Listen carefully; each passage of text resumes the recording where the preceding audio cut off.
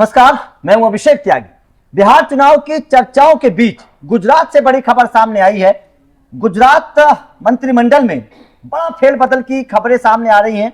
मुख्यमंत्री भूपेंद्र पटेल को छोड़कर 16 मंत्रियों ने इस्तीफा दे दिया है, क्योंकि 17 ही अभी केवल कैबिनेट में मंत्री थे। एक भूपेंद्र पटेल थे जो सीएम है। सीएम को छोड़कर 16 मंत्रियों ने सीधा इस्तीफा दे दिया है। ये गुजरात सरकार की तरफ से एक बहुत बड़ी खबर है।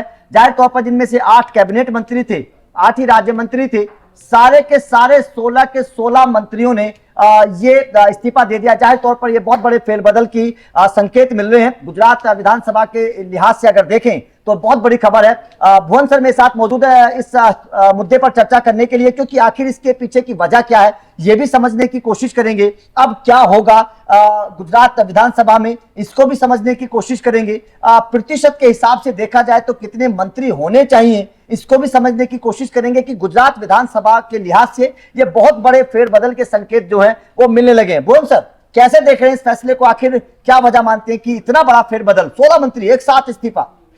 कैबिनेट में बदलाव की जो संभावनाएं हैं और जो अटकलबाजियां हैं वो पिछले कई दिनों से लगाई जा रही थी, लेकिन 16 मंत्रियों का एक साथ इस्तीफा ये बड़ी खबर बन जाती है। बदलाव होता है जब 2-3 चेहरे इधर उधर होते हैं, नए चेहरे आ जाते हैं, कुछ नए विधायकों को दायित्व मिल जाता है। लेकिन जब पूरी कैबिनेट बदल दी जाए तो पूरी मंत्री परिषद बदल दी जाए तो सवाल उठेंगे ऐसा क्यों हो रहा है। मैं आपको बता दूं कि बाकायदा सरकारी विज्ञप्ति जारी हो चुकी है। ठीक है। इसमें बताया गया कि राज्यपाल आचार्य देवव्रत कल सुबह 11:30 बजे शपथ दिलाएंगे। बिल्कुल। अब कौन कौन इसमें होगा इसको लेकर के भी अब मंथन का दौर चल गया है। आज रात मीटिंग कॉल की है मुख्यमंत्री भूपेंद्र पटेल ने। उन मंत्रियों की जो अभी मौजूदा वक्त में थे, अभी तक मंत्री हैं, उनको बुलाया गया है। साथ ही साथ जो मीटिंग कराने वाले लोग हैं वो भी उसमें रहेंगे, यानी बीजेपी और सरकार दोनों तरफ के लोग उस मीटिंग में होंगे। अब इस मीटिंग से क्या कुछ इसमें मंथन होता है, क्या फैसला होता है, ये उसका हमें इंतजार करना होगा। लेकिन एक नाम जो आ रहा है उसका जिक्र मैं सबसे पहले कर देता हूं। रविंद्र जडेजा की जो वाइफ है, जी पत्नी है, उनका नाम भी आ रहा है, जो जामनगर से विधायक हैं, कि उनको मंत्री बनाया जा सकता है। अभिषेक, एक बहुत बड़ी जरूरी बात, ये हुआ क्यों है इसको समझिए।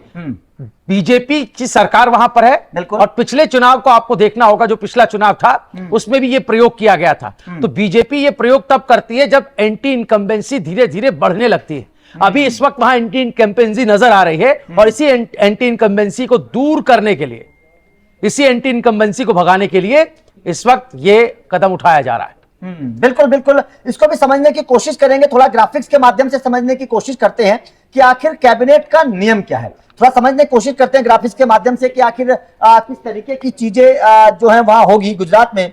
गुजरात के मंत्री परिषद में अब तक मुख्यमंत्री भूपेंद्र पटेल समेत 17 मंत्री थे। इनमें 8 कैबिनेट स्तर के मंत्री थे, जबकि इतने ही राज्य मंत्री थे। आपको बता दें कि गुजरात विधानसभा कुल 182 सदस्यों वाली है। इनमें से कुल संख्या के 15% को अगर देखा जाए तो 27 मंत्री हो सकते हैं। अभी तक केवल 17 थे। इसी महीने की शुरुआत में गुजरात सरकार में राज्य मंत्री जगदीश विश्वकर्मा केंद्रीय मंत्री CR पाटिल की जगह गुजरात भाजपा के अध्यक्ष बने थे। सीएम भूपेंद्र पटेल ने 12 दिसंबर 2022 को गुजरात के मुख्यमंत्री के रूप में दूसरी बार शपथ ली थी। तो जाहिर तौर पर कैबिनेट का जो गठन का जो नियम है वो ये है कि 15% का अगर देखा जाए 182 वाली विधानसभा में तो 27 मंत्री हो सकते हैं, जो अभी तक केवल 17 थे। मतलब साफ है कि 16 इस्तीफा दे चुके हैं। तो मतलब अब एक नए तरीके से, जैसा कि आपने समझाया कि एंटी कंबेंसी के लिहाज से ये पूरा फैसला है। लेकिन देखिए बहुत बड़ा फैसला है। ऐसा नहीं है कि मतलब केवल 1-2 मंत्री दे सकते थे, सारे के सारे मंत्रियों का। मतलब क्या आपको लगता है कि सारे के सारे जगह एंटी कंबेंसी है? इसके पीछे एक बहुत बड़ी वजह है। देखिए, जो वहां अब गुजरात पॉलिटिक्स को देखेंगे तो और राज्यों की तरह यहां पर भी क्षेत्र, जाति और इन सब चीजों के समीकरण का खास ख्याल रखा जाता है।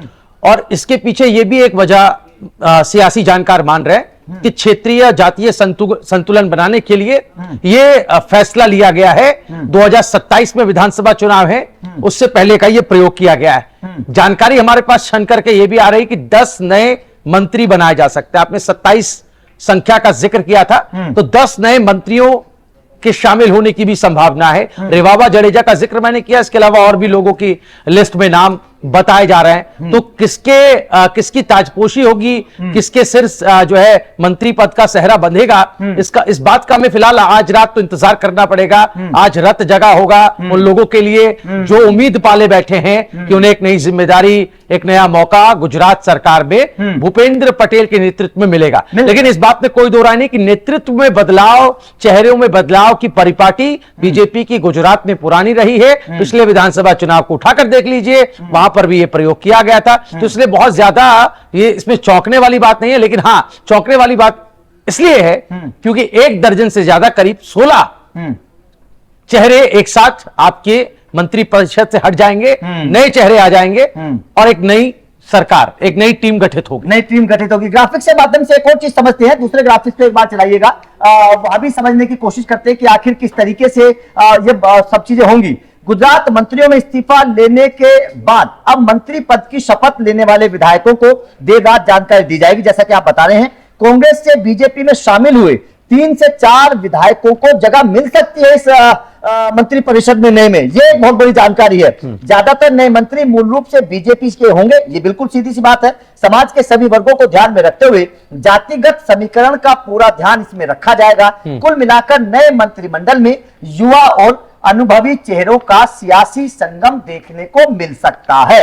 ये जाहिर तौर पर बहुत बड़ी जानकारी गुजरात से निकलकर सामने आ रही है कि जो कांग्रेस से शामिल हुए हैं बीजेपी में 3 से 4 लोगों को उनसे भी जगह मिल सकती है। तो इस फैसले को कैसे देख रहे हैं? बिल्कुल, और मैं जैसा कह रहा था, और आपने कहा कि कांग्रेस के कुछ चेहरे आ सकते हैं जो कांग्रेस से बीजेपी में आए हैं, उनको भी जिम्मेदारी दी जा सकती है, लेकिन उनका प्रतिशत बहुत कम रहेगा।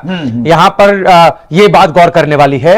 और जहां तक बात है कि अनुभव और युवा दोनों को साथ में लेने की, यहां पर एक ये मोदी नीति है और मोदी का ही गृह राज्य है गुजरात, इसीलिए वहां पर वही टैक्टिक्स, वही तरीका, वही प्लानिंग काम आएगी पॉलिटिक्स में भी, सरकार में भी, जो मोदी नेशनल लेवल पर करते हैं। तो मुझे लगता है कि कोई बहुत बड़ा चौंकाने वाली बात नहीं होगी। हां, चेहरों को लेकर के जो सस्पेंस बना हुआ है कि कौन हो सकता है कौन नहीं, तो उसको लेकर के आज रात भर अटकलों का बाजार रहेगा गर्म। कल सुबह कुछ हद तक तस्वीरें साफ होती नजर आएंगी। आज भूपेंद्र पटेल के आवास पर भी सबकी निगाहें हैं, वहां कौन कौन पहुंच रहा है, क्या कुछ हो रहा है, और उसके बाद जब बैठक से वो बाहर आएंगे तो क्या रिएक्शन देते हैं, क्या बयान देते हैं, इस पर भी नजर रहेगी। वहां से भी कुछ साफ हो सकती है तस्वीर। बिल्कुल देखने वाली बात होगी कि अब, क्योंकि आज की रात जो है वो गुजरात के जो नए मंत्रिमंडल होगा उसके लिहाज से बहुत अहम रात होने वाली है।